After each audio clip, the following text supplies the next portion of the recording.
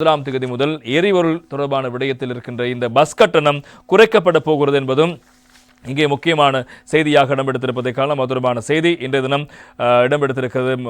மௌபிமி பத்திரிகையினுடைய பிரதான தலைப்புச் செய்தியாக அந்த செய்தி வந்திருப்பதை நாங்கள் காணக்கூடியதாக இருக்கு. மௌபிமி பத்திரிகை அந்த செய்திக்கு இவ்வாறு தலைப்பிடுகிறது.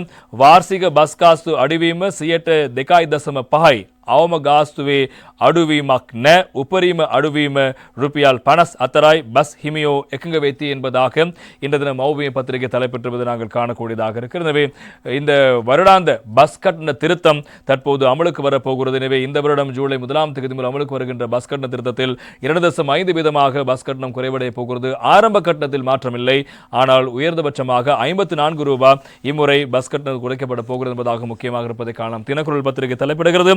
2.5% பஸ் கட்டணங்கள் ஜூலையில் குறைப்பு என்பதாக அந்த செய்திக்கு தலைப்பு இடப்படுகிறது. ஜூலை 1ஆம் தேதி முதல் அமலுக்கு வரும் வகையில் பஸ் கட்டணங்களை குறைப்பதற்கு தேசிய போக்குவரத்து ஆணைக்குழு தீர்மானித்திருக்கின்றது.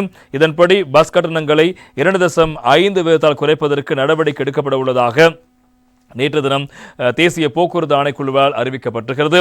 வருடாந்த பஸ் கட்டண திருத்த கொள்கை அமைய ஒவ்வொரு வருடமும் ஜூலை 1ஆம் தேதி முதல் பஸ் கட்டணங்களில் மாற்றம் செய்யப்படும். இதன்படி இம்முறை கடந்த கால எரிபொருள் விலை குறைப்புக்கு இணையாக பஸ் கட்டணத்தை குறைப்பதற்கு பஸ் சங்கங்கள் இணக்கம் தெரிவித்திருப்பதாக தேசிய போக்குவரத்து ஆணைக்குழு தெரிவிக்கிறது. இவ்வாறாயினும் ஆரம்ப கட்டண திருத்தம் தொடர்பில் இறுதி முடிவுகள் எடுக்கப்படவில்லை.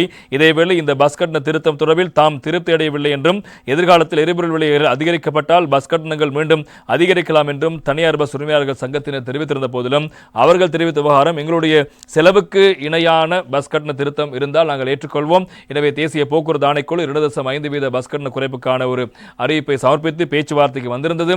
நேற்று பேச்சுவார்த்தை நடத்தினோம். எனவே இந்த பேச்சுவார்த்தை நாங்கள் இணங்கி இருக்கின்றோம்.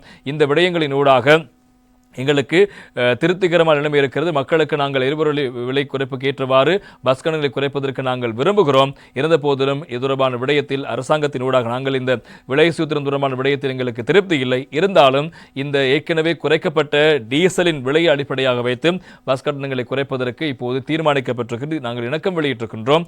எங்களுக்கான நிவாரணமும் கிடைக்கும் என்று நம்புவதாக நேற்று தினம் பஸ் உரிமையாளர்கள் சங்கம் தெரிவித்த விடயங்கள் முக்கியமாக இருப்பதை காலம் கவர்னர் விஜயரத்ன உள்ளிட்ட தரப்பினர் நேற்று தினம் போக்குவரத்து அமைச்சில் நடந்த ஊடக பேச்சுவார்த்தையின் பின்னர் ஊடகங்களுக்கு கருத்துக்களை முன்வைக்கும் போது ஜூலை 1ஆம் தேதி முதல் பஸ் கட்டண குறைப்புக்கு நாங்கள் தயாராக இருக்கிறோம். தேசிய போக்குவரத்து ஆணைக்குழு அதற்கான பரிந்துரைகளை முன்வைத்திருக்கிறது. நியாயமான பரிந்துரையாக இருந்தால் நாங்கள் ஏற்றுக்கொள்ள தயார் என்பதாக அவர்கள் நேற்று தினம் தெரிவித்த கருத்து முக்கியமாக இருப்பதை காலம். எனவே மத்திய கிழக்கில் யுத்தம் முடிவுக்கு வந்திருக்கிறது. எரிபொருள் விலை